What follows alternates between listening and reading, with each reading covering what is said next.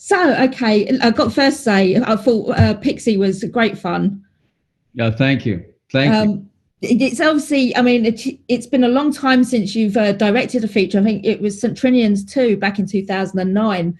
So, I mean, did you feel a bit rusty coming back behind the camera, and why did we wait so long for you to come back?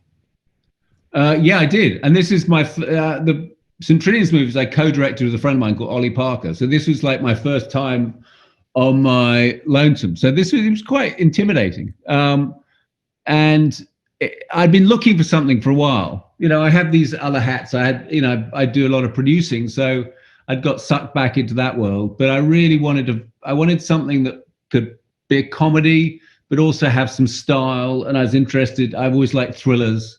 So the idea of a comedic thriller really appealed to me. And I wanted to find something that, where you could use the landscape. And so when I read the script, which happened to come from my son, which was a big surprise, I was, suddenly like, ooh. And I think as a director, there's a moment where you read something, you go, oh, I can do this. I know.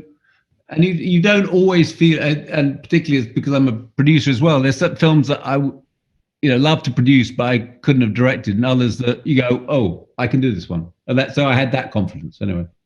Yeah, and you say like your son wrote the screenplay, Preston.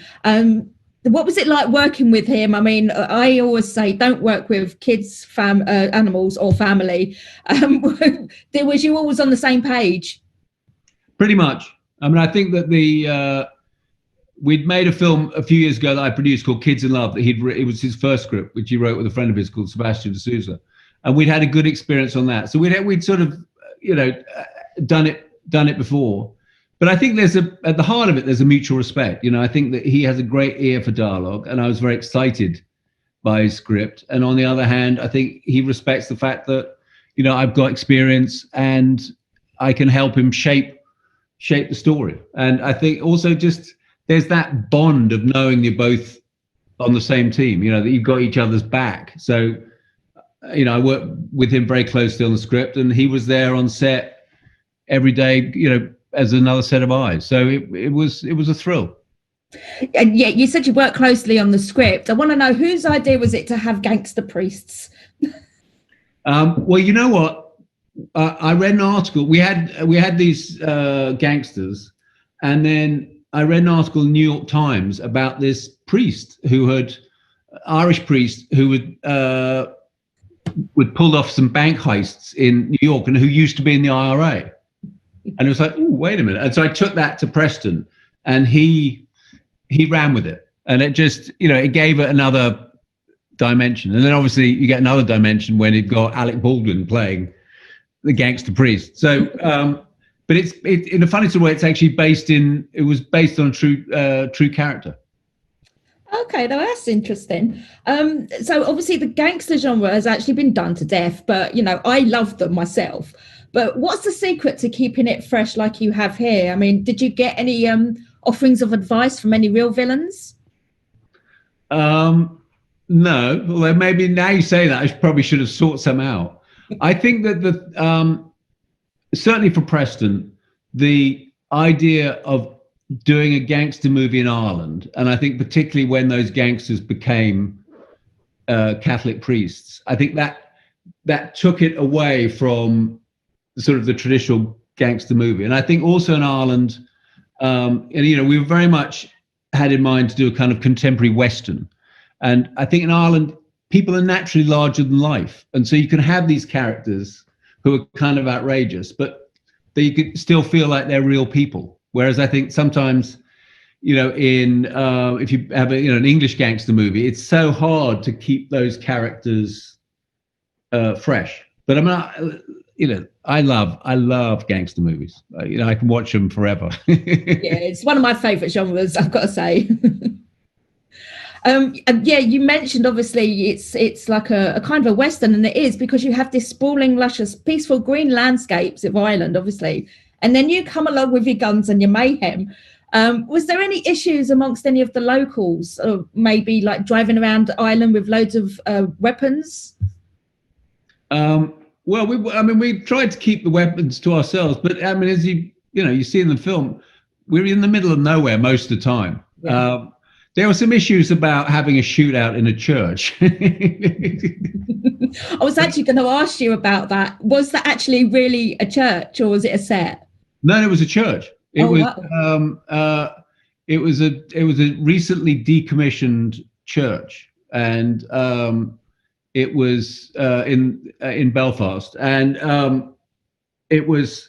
So originally, we were going to have it in a church, but when we saw this sort of great abandoned church, it just seemed to be too good an opportunity to give up. But I was watching some behind the scenes footage, and I've forgotten we were shooting guns, So I mean I don't know what the neighbours thought was going on, because we were making a lot of noise. So there was actually no trouble getting permission to shoot on consecrated ground.